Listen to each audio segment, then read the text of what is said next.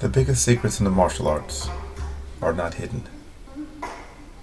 They're right in plain sight. If you really want to excel in the martial arts, you have to be teachable. You have to be trainable. And you have to be tough. Many people fail in the martial arts only because they're not teachable. Teachable means you can focus your mind. You can listen. You can sit still and watch.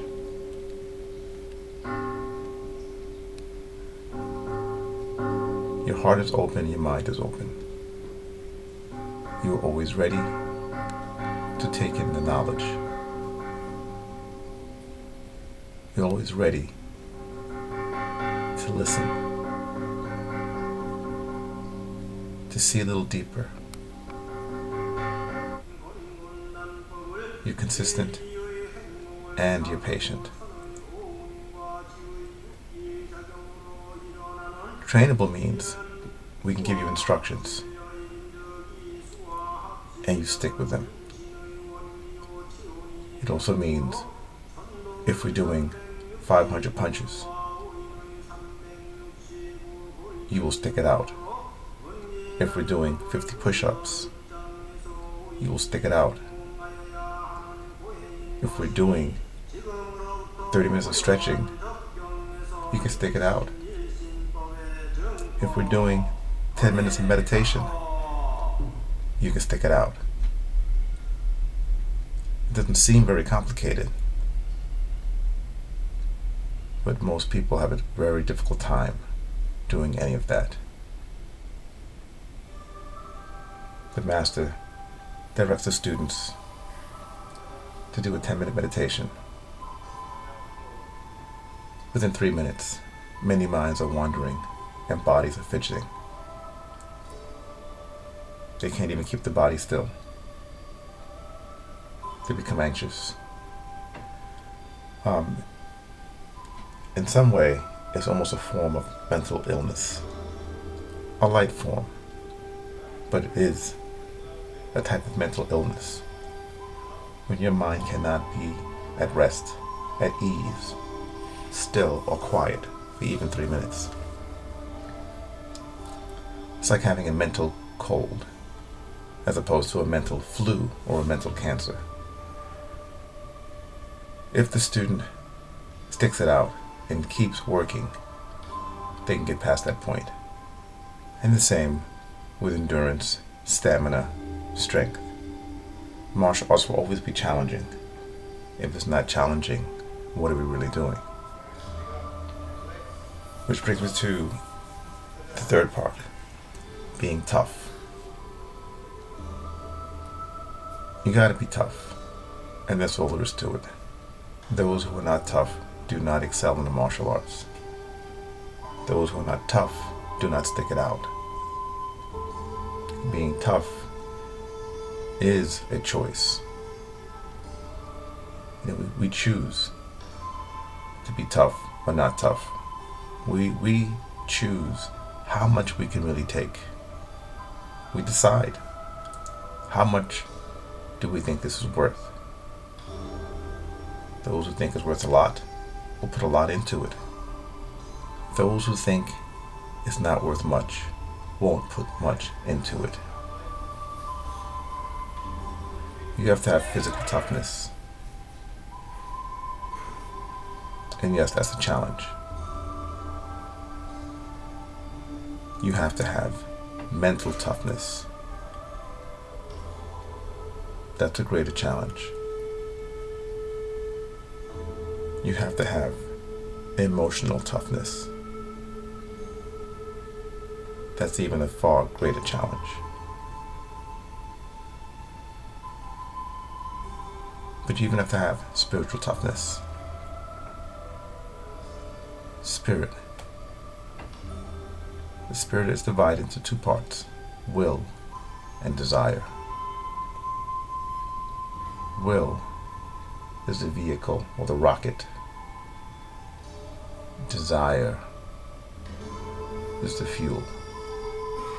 You need both. There are yin and yang. There are yang and yin. You need both to make this journey. If the will is strong, but desire is weak, that rocket will not go very far. These are the students that start out very strong. And people are like, wow, look at this. This person has talent. They're going to be an awesome black belt. They're going to be incredible. And 2 or 3 months later, never to be seen or heard of again. Ran out of fuel. But then there's the opposite side. The student with lots of desire, but very little will. They come. They sound so motivated, so enthusiastic. They actually sign up, wanting to pay for 3 years up front. Plan to come every day. Plan to spend 2 and 3 hours training. Already looking for their first test. Yet, 2 or 3 months down the line, they are gone. All that fuel just burnt up. Poof. All of that desire. And they may still have even more desire. They find some way of keep finding more fuel, but they just don't have the will. They have the fuel without the rocket. Just can't quite take off. But they can make a bright light, a big poof. But that's just it. A big poof, and then it's done. So, you have to have toughness physically, mentally, emotionally, and spiritually. The will and desire is very challenging for most. It's very tricky, yet it's very simple. You must have the right reason or reasons for training. The reason why you do anything affects how you do anything. That is why when someone has a deep desire, and that desire is based on self-preservation, meaning they know of several people who've had very unfortunate events, been injured or killed.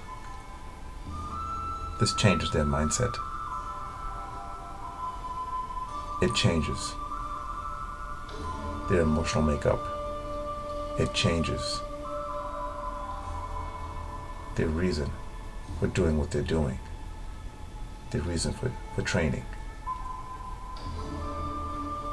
The desire is always there, and the will is going to keep it together because it has a different meaning now.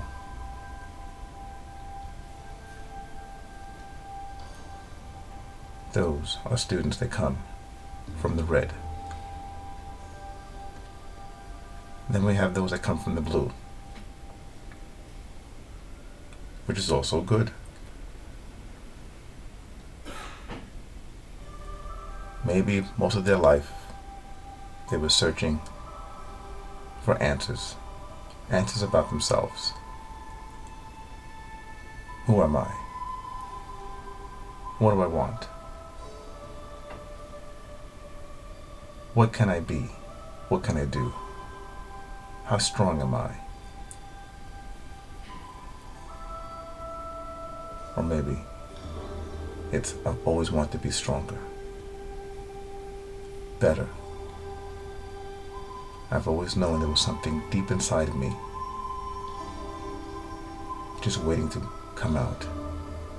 A special part of me.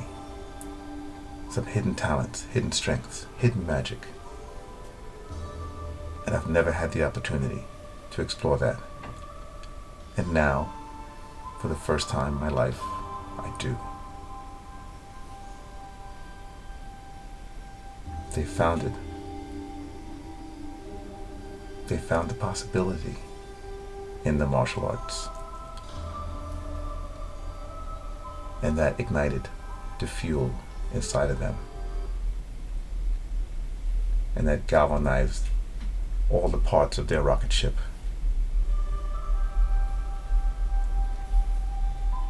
The will and desire came together strongly.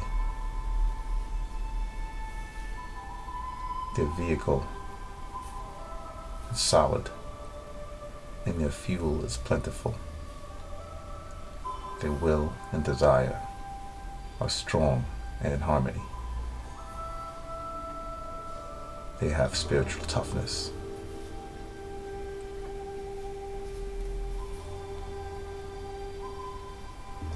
So if we do not have the spiritual toughness, the emotional toughness, the mental toughness, and physical toughness, it doesn't matter how great your martial art is. It does not matter how great your teacher is. It doesn't matter how wonderful or great the school is, because it all starts with you.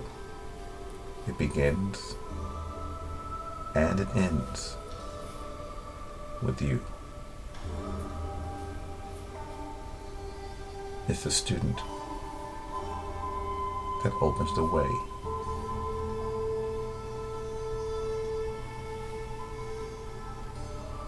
The master merely points the way. The school just opens the path. It's the student's responsibility and challenge to walk that path, to stay on that path, and to complete their personal journey.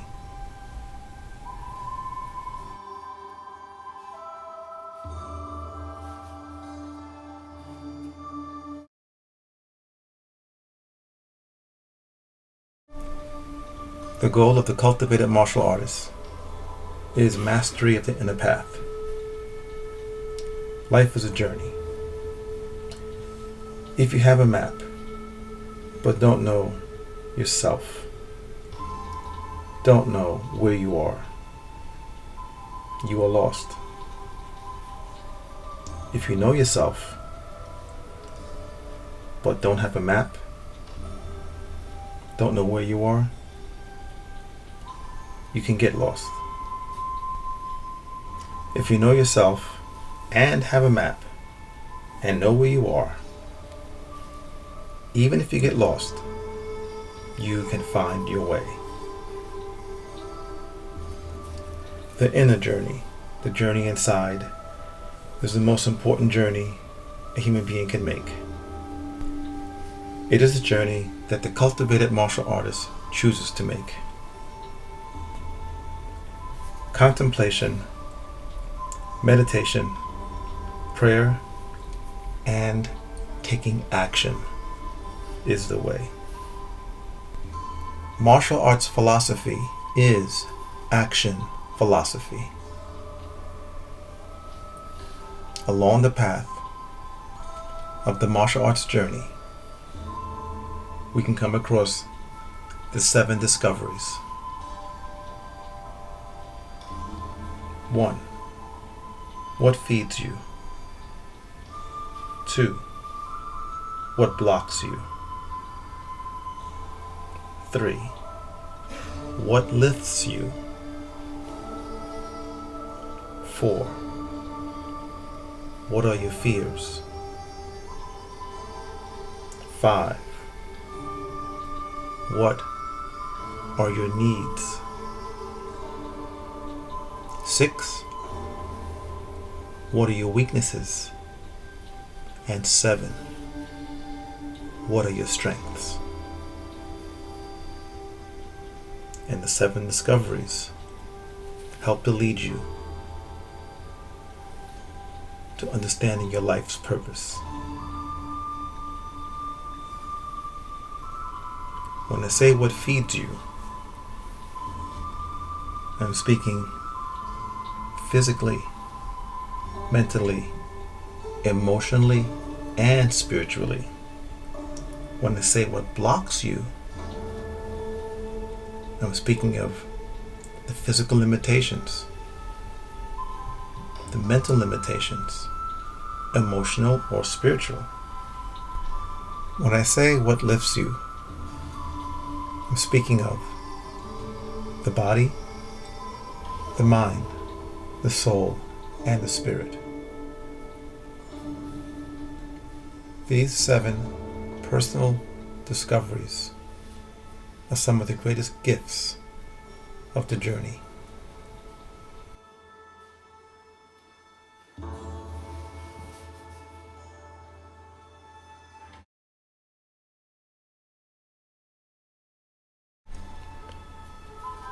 A precious dojang. A precious dojang is a dojang of gold. The dojang of gold consists of 3 golden pieces. The first one is the master of gold. The second one is the instructors of gold. And the third gold piece are the students of gold. Together, they make up a golden community. So what does gold stand for? The G stands for gratitude and generosity. The O stands for obedience, an open heart, an open mind. The L stands for loyalty, leadership, and love. And the D stands for dedication and devotion.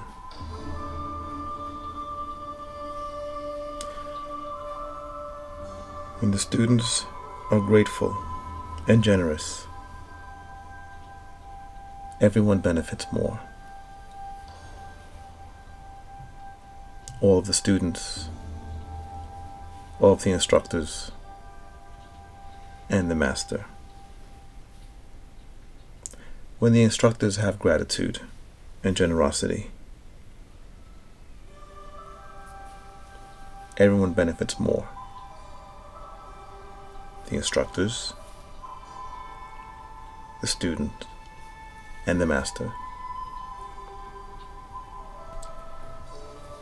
When the master has gratitude and generosity, the master benefits more. The instructors benefit more. And all of the students benefit more.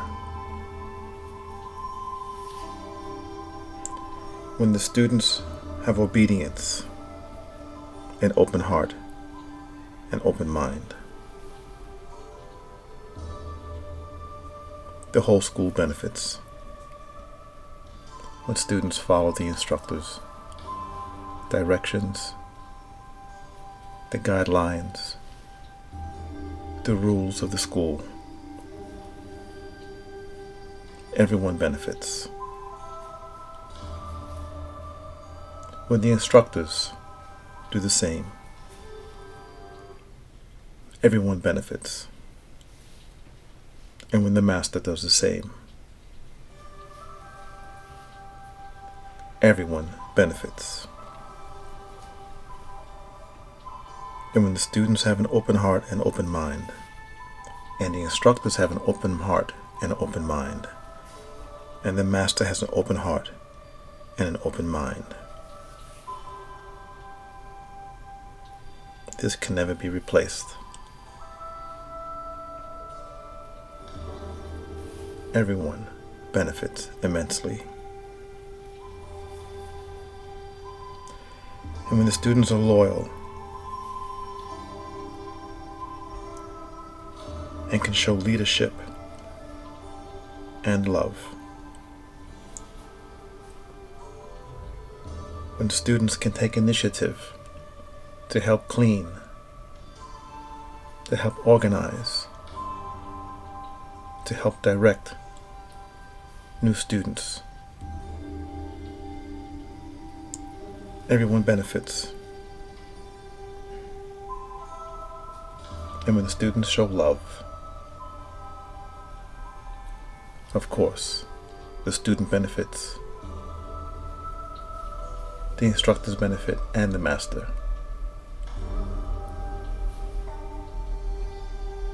And when the instructors show love, loyalty, and leadership, they set a great example for the students.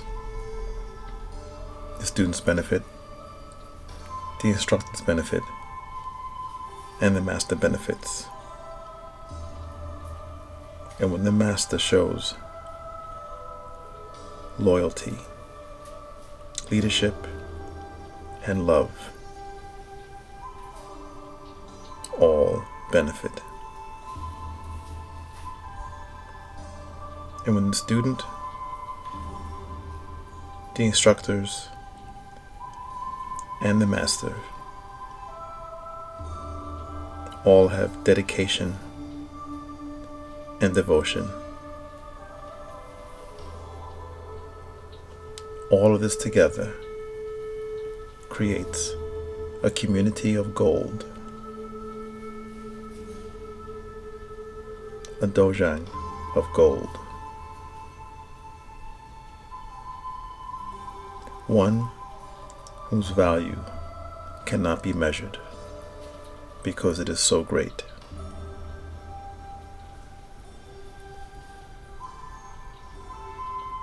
That is the golden community. A golden dojang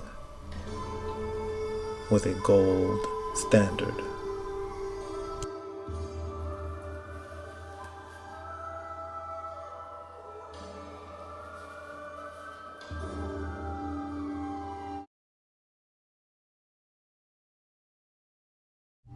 Achieving a black belt is a very high and admirable accomplishment. To achieve a black belt means you have overcome many obstacles, both internal, mental, emotional, spiritual, and probably physical obstacles, but also external, meaning that you had to make sacrifices and balance your world and make this work for you. You probably have experienced many tears, much pain, suffering, and maybe even some blood. You are one of out of maybe 300. Many people who only dream of being who you are, but very few would walk this difficult path. But the question now is, what is the end goal? Is the black belt the end goal? Is it the end of the journey? Or is it the beginning? Just like medical school or law school, when you graduate, is it the end? Or actually the beginning of a truly great journey? The black belt is that, the very beginning of a truly great journey.